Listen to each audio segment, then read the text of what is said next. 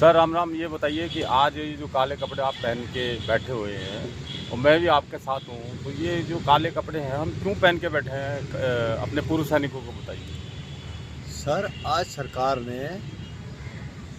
एक मैसेज दे रखा है कि हमारे जो पूर्व सैनिकों को वन रैंक वन पेंशन या उसके 10 साल पूरे हो रहे हैं और उसके बारे में एक सैनिक सम्मेलन कर रहे हैं जिसमें हमारे प्रधानमंत्री जी भी आ रहे हैं।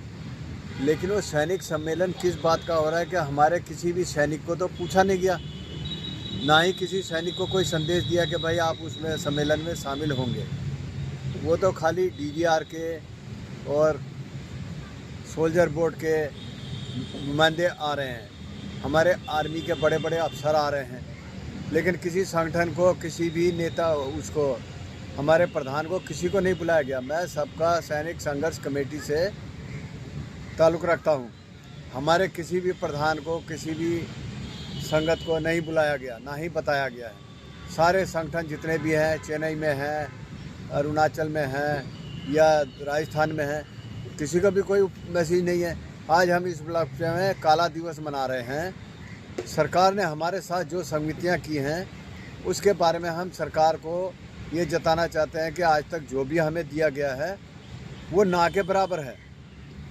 एक हमारे को तो छोड़ो, हमारी जो वीरांगनाएं हैं, विधवाएं हैं, उनको 9,000 रुपये पेंशन मिल रही है।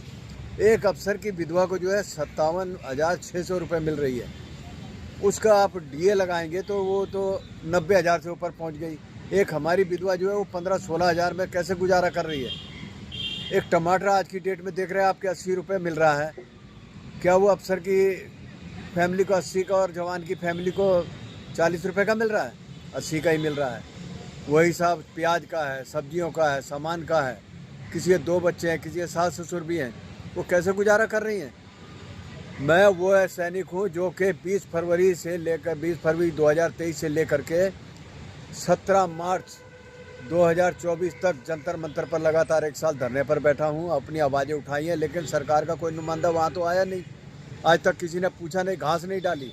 आज वो बोलते सैनिक सम्मेलन कर रहे हैं। किस बात का सैनिक सम्मेलन हो रहा है? किसको क्या दिया सरकार ने? सरकार बोलती है 1,25,000 करोड़ दे दिया। हमारे प्रधानमंत्री जी बोलते हैं कि मैंने 15 अगस्त 2024 में उन्होंने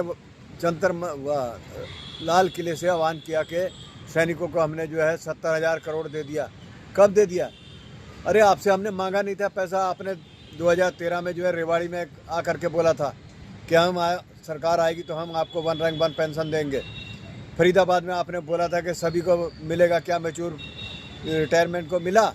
उनको मैच्योर, सही बात, आपने वन रैंक वन पेंशन से बाहर कर दिया। हाँ सर, आपकी बात ठीक है कि वो पीएमआर जो थे हमारे भाई, वो कहाँ गए? और देखिए ये जो है जून 2014 तक जो है सबको मिल रहा था, और 1 जुलाई 2014 से जब से ये सरकार आई तब से पीएमआर को लात मारकर बाहर कर दिया गया है। जिनको कहा गया था ना कि हम आपको देखेंगे, तो देख लीजिए इन्होंने ऐसे किया हमारे साथ। मैं सरकार को यही संदेश देना चाहता हूँ, हर देशवासी को यही देना चाहता हूँ कि आज काला दिवस जो है सरकार को हम इसी उपलक्ष्य में मना रहे हैं कि हमको जो है वन रैंक वन पेंशन का कुछ भी नहीं दिया गया। सरकार ने जो दिया है वो अफसरों को दिया है, और अफसरों की साथ में मिली भगत से ही ये काम हो रहा है। जो 4 साल के लिए अग्निवीर भर्ती कर दिए हैं, उनको आने के बाद क्या होगा? जो कि अभी अगर छुट्टी आ रहे हैं, वो कहीं पर दलाली कर रहे हैं, कहीं चोरी चकारी कर रहे हैं, आने के बाद देश का क्या होगा? ये देश बहुत पीछे की तरफ जा रहा है। अगर मैं सरकार को बोलता हूँ कि अगर उनको सेना की ज़रूरत नहीं है तो 4 साल के लिए भी क्यों भर्ती कर रहे हैं? नेताओं के बच्चों को भेजो, अफसरों को बोलो कि वो कमांड संभालेंगे। आप बोलते हो कि अफसर के सिर पर, हमारे जनरल सतवीर साहब बोलते हैं कि अफसर के ऊपर जो है बहुत बड़ा वजन रहता है, क्योंकि 4-4 बटमैन रख लेते हैं, चाय पकौड़े आते रहते हैं, वह 4 संतरी बाहर खड़े हैं। पहले मरेगा तो जवान मरेगा ना, कि अफसर मरेगा? अफसर के लिए पहले 4 जवानों को अपनी कुर्बानी देनी पड़ेगी, तब अफसर की बारी आएगी। वो एक सोच करके सिर्फ कमांड करते हैं कि फलानी जगह अटैक मार दो। उसके लिए कौन जाते हैं? हमारे जेसीओ जाते हैं। आज तक जितने भी ऑर्डनरी नैब सूबेदार आए हैं 2006 से पहले वालों को, उनको अभी तक जो है जेसीओ का दर्जा नहीं मिला है। तो किस लिए आप रैंक देते हैं? एक सूबेदार मेजर कल मिला था मेरे को दिल्ली कैंट में, मैं गया था, वो बोल रहे थे भैया मैं तो सूबेदार मेजर से आया हूँ, मेरे को ऑर्डनरी दी है, लेकिन आज तक तो मुझे उसका कुछ मिला नहीं है। उल्टा मुझे सूबेदार की पेंशन से भी कम मिल रही है। तो बोला हम काला दिवस तो मनाएंगे। तो सभी को संदेश दे रहे थे कैंटीन में कि कल काला दिवस मनाना है। मानिक शाह के मरने के 2 महीने, रिटायर होने के 2 महीने से बाद में ही इंदिरा गांधी ने हमारी जो है 73 से लेकर के 33 पेंशन कर दी। उन्होंने ये घपला किया, ठीक है किया है, हम मानते उन्होंने किया है, लेकिन आपने ऐसा क्यों बोला कि हम देंगे? अरे नहीं देना था तो आपको बोलना नहीं चाहिए था ना। अपने दम पर सरकार बनाकर दिखाते। सैनिकों के दम पर सरकार बनाई है, सैनिकों की शहादत पर आप राज कर रहे हैं। जिस दिन आपने इंडिया गेट पर स्मारक किया बनाया, हम लोगों को जो है बुला करके जो है ध्यानचंद स्टेडियम में बैठा दिया। 6 अगस्त को हम आपसे मिलने के लिए आए हैं, स्मारक पर गए, स्मारक पर आपने हमको जाने नहीं दिया। किस बात की स्मारक बना कर रखी है आपने? आपने सिर्फ देश को, सैनिकों को उल्लू बनाया है। और देश का सैनिक कभी भी चुप नहीं बैठेगा, वो अपनी मांग को उठाता रहेगा। कल जो आने वाली पीढ़ी है वो हमको कोसेगी कि ये हमारे जो बुजुर्ग थे, पुराने थे, उन्होंने हमारे लिए कुछ नहीं किया। ये सरकार ने सिर्फ अपना फ़ायदा उठाया है और अपना ही सब कुछ किया है। मैं तो बोलता हूँ हमारे को छोड़ो, लेकिन कम से कम वीरांगनाओं के बारे में तो छोड़ो। देखो क्या करा है आपने। वीरांगनाओं की पेंशन नहीं है, जवानों की नहीं है, मैच्योर की नहीं है। हॉस्पिटल में आपने देखा 1000 रुपये मुझे मिलते हैं, 1000 रुपये ये नैब सूबेदार ऑर्डनरी है, इनको भी 1000 रुपये मेडिकल के मिलते हैं। एक अफसर है उसको सबको 1000 रुपये मिल रहे हैं। तो उनको आपको कम से कम अफसर को तो 10,000 20,000 देने चाहिए। जो मेडिकल भत्ता मिलता है, जो जवान को मिलता है, वही अफसर को मिलता है। तो विधवाओं की पेंशन में क्यों फ़र्क है? मैं ये कहना चाहता हूँ। अरे उनकी पेंशन ज़्यादा है, उनकी बेसिक ज़्यादा, उनको दो, हम नहीं बोलते कि मत दो, लेकिन जो वीरांगनाएँ हैं उनका तो कम से कम मान सम्मान बराबर करो। एक अफसर का हाथ कट गया, एक जवान का हाथ कट गया, अफसर को आप 2.5 लाख रुपए दे रहे हो, जवान अरे नहीं देना था तो आपको बोलना नहीं चाहिए था ना। अपने दम पर सरकार बनाकर दिखाते। सैनिकों के दम पर सरकार बनाई है, सैनिकों की शहादत पर आप राज कर रहे हैं। जिस दिन आपने इंडिया गेट पर स्मारक किया बनाया, हम लोगों को जो है बुला करके जो है ध्यानचंद स्टेडियम में बैठा दिया। 6 अगस्त को हम आपसे मिलने के लिए आए हैं, स्मारक पर गए, स्मारक पर आपने हमको जाने नहीं दिया। किस बात की स्मारक बना कर रखी है आपने? आपने सिर्फ देश को, सैनिकों को उल्लू बनाया है। और देश का सैनिक कभी भी चुप नहीं बैठेगा, वो अपनी मांग को उठाता रहेगा। कल जो आने वाली पीढ़ी है वो हमको कोसेगी कि ये हमारे जो बुजुर्ग थे, पुराने थे, उन्होंने हमारे लिए कुछ नहीं किया। ये सरकार ने सिर्फ अपना फ़ायदा उठाया है और अपना ही सब कुछ किया है। मैं तो बोलता हूँ हमारे को छोड़ो, लेकिन कम से कम वीरांगनाओं के बारे में तो छोड़ो। देखो क्या करा है आपने। वीरांगनाओं की पेंशन नहीं है, जवानों की नहीं है, मैच्योर की नहीं है। हॉस्पिटल में आपने देखा 1000 रुपये मुझे मिलते हैं, 1000 रुपये ये नैब सूबेदार ऑर्डनरी है, इनको भी 1000 रुपये मेडिकल के मिलते हैं। एक अफसर है उसको सबको 1000 रुपये मिल रहे हैं। तो उनको आपको कम से कम अफसर को तो 10,000 20,000 देने चाहिए। जो मेडिकल भत्ता मिलता है, जो जवान को मिलता है, वही अफसर को मिलता है। तो विधवाओं की पेंशन में क्यों फ़र्क है? मैं ये कहना चाहता हूँ। अरे उनकी पेंशन ज़्यादा है, उनकी बेसिक ज़्यादा, उनको दो, हम नहीं बोलते कि मत दो, लेकिन जो वीरांगनाएँ हैं उनका तो कम से कम मान सम्मान बराबर करो। एक अफसर का हाथ कट गया, एक जवान का हाथ कट गया, अफसर को आप 2.5 लाख रुपए दे रहे हो, जवान को आप 18,000 रुपये दे रहे हो। क्या वो गोली का असर जवान को कम हुआ था, उसको ज़्यादा हुआ था? अफसर को ज़्यादा दर्द हुआ था क्या? फिर ऐसी सरकार को मैं क्या बोलूं। आज आप बोलते हो कि जी हम 10 साल का जो है खुशी मना रहे हैं। किस बात की खुशी मना रहे हैं? अभी तक डीए जो है आपने 3% दिया, जबकि 5% होना चाहिए था। आप देखिए किस हालात से दे रहे हैं, और वो अभी तक जवानों को मिला नहीं है। आज कितनी 7 तारीख हो गई है, तो सरकार कहाँ सोई हुई है? क्या कर रही है हमारे लिए? कुछ नहीं कर रही है, लेकिन सिर्फ अपना ही फुल्का सेक रही है। बस अपने नेताओं की पेंशनें बंद करो ना, नेताओं के ऊपर काबू करो। बोलते हैं कि सैनिक जो है देश सेवा के लिए होते हैं। ये नेता काय के लिए होते हैं? घर भरने के लिए होते हैं, अपने झोले भरने के लिए होते हैं। आज दिल्ली की सड़कों की हालत देखो, मैं दिल्ली में रहता हूँ, दिल्ली के हालात देखो क्या है। कूड़े जगह जगह ढेर पड़े हुए हैं, सड़कों पर जो है खड्डे पड़े हुए हैं, गाड़ियाँ धंस रही हैं। जमुना नदी का हाल देखो क्या हो रहा है। दिल्ली में इस किस्म का हालात है। ये राजधानी है देश की। आप प्रधानमंत्री जी विदेशों में जा कर के बोलते हो कि हमारा देश इतना सुरक्षित है। क्या सुरक्षित है? कल अगर लड़ाई लग जाए तो मैं बोलता हूँ कि 4 साल वाला ये सोचेगा यार मेरे तो पीछे माँ बहन है, बहन की शादी करनी है, मेरी माँ है, बूढ़ा बाप है, हैं? वो लड़ाई लड़ने नहीं जाएगा, वो बल्कि पीछे कमर दिखाएगा। क्यों दिखाएगा? कि एक सैनिक 30 साल नौकरी 20 साल कर रहा है, एक उसको 4 साल में आप लात मार के बाहर कर देंगे, वो क्या दिल से लड़ाई लड़ेगा? मैं सरकार से ये गुजारिश करता हूँ कि ऐसी रणनीतियाँ मत बनाओ जिससे कि देश बहुत पीछे चला है और बेड़ा गर्क हो रहा है। इससे देश का, देश संभल नहीं रहा है। आप बोल रहे देश सुरक्षित हो रहा है, कहाँ जा रहा है देश? 18 महीने का DAR आपने बोल करके और आज तक नहीं दिया।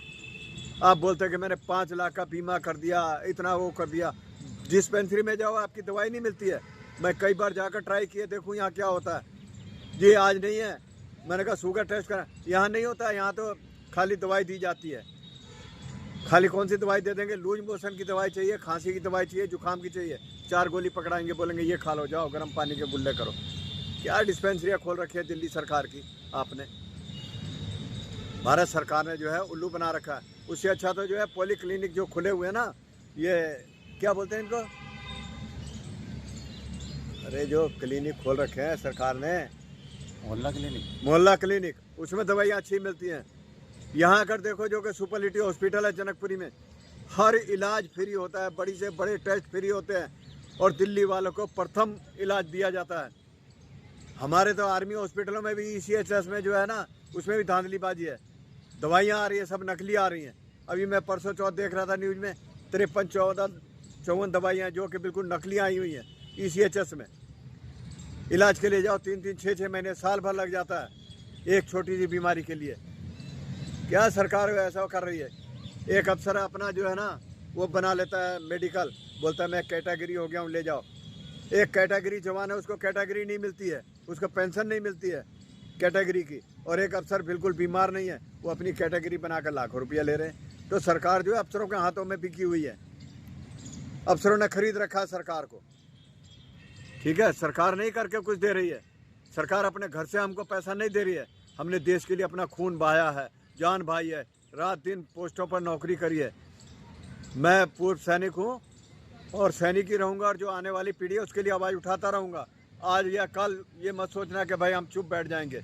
मैं पूरे देश को संदेश देना चाहता हूँ, हर सैनिक को ये संदेश देना चाहता हूँ कि काला दिवस है। मैंने जंतर मंतर पर भी 1 साल तक दिवाली, होली, त्यौहार, दशहरा जो भी था वो काले कपड़ों में ही मनाया है। आज भी मैं जो है ना तिरंगे की कसम खाकर बोलता हूँ, मैं प्रधानमंत्री की तरह झूठ नहीं बोलता हूँ, हैं? लुच्चा लफंगा नहीं हूँ, मैं आर्मी का सैनिक हूँ। अपनी आवाज़ को उठाता रहूँगा मरते दम तक। प्रधानमंत्री की तरह झूठा जुमलाबाजी नहीं करूँगा। इतनी जुमलेबाजी मैंने किसी प्रधानमंत्री को या किसी देश के नेता को नहीं देखी जितने हमारे सरकार कर रही है। मैं सभी संदेश देना चाहता हूँ, अपने बड़े से बड़े अफसरों को देना चाहता हूँ। एक मैं 82 की बात बताता हूँ आपको। दिल्ली कैंट सदर बाज़ार में जो कि एक सैनिक की बीवी को किसी ने लात मार दी थी, उस समय स्टेशन कमांडर ने दिल्ली के गोपीनाथ बाज़ार, सदर बाज़ार, थाना सबको बिल्कुल आधे घंटे के अंदर उसको ब्लॉक करके और ऐसी तैसी करके रख दी थी। 1 हफ्ता तक सारे बाज़ार बंद थे। मैं खुद दिल्ली कैंट काबुल लाइन में रहता था। उस समय मैंने देखा है कि सरकार का क्या होता है। आज जगह जगह सैनिकों को पीटा जा रहा है। पुलिस की इतनी हिम्मत हो गई है, वो ड्रेस पहन करके जो है एक सैनिक को जो है ना खाकी वर्दी वाला पीट रहा है। अभी देखो बिहार का, यूपी का देखो क्या हुआ है। अगर मैं जैसा होता ना तो उस देश को क्या, उस थाने को और दरोगा को आग लगा देता, देश के अंदर हाहाकार मचा देता। लेकिन आप जो है ना वो देश को बढ़ावा नहीं दे रहे हैं, देश का बिगाड़ रहे हैं। साया किसको दे रहे हैं? 4 साल की नौकरी पुलिस वाले ही करो ना, आधे अपने घर बैठ जाएंगे। सरकार देश के अंदर हाहाकार मचा देता, लेकिन आप जो है ना वो देश को बढ़ावा नहीं दे रहे हैं, देश का बिगाड़ रहे हैं। साया किसको दे रहे हैं? 4 साल की नौकरी पुलिस वाले ही करो ना, आधे अपने घर बैठ जाएंगे। सरकार की नौकरी करो, नेता के करो ना साल साल बंद। नेता की पेंशनें क्यों दे रहे हो? जो अफसर 60 साल नौकरी करके जा रहा है उसको MSP पे दे रहे हो। एक जवान अपना खून बहाकर आ रहा है, उसको आप बोलते हो कि MSP नहीं मिलेगी।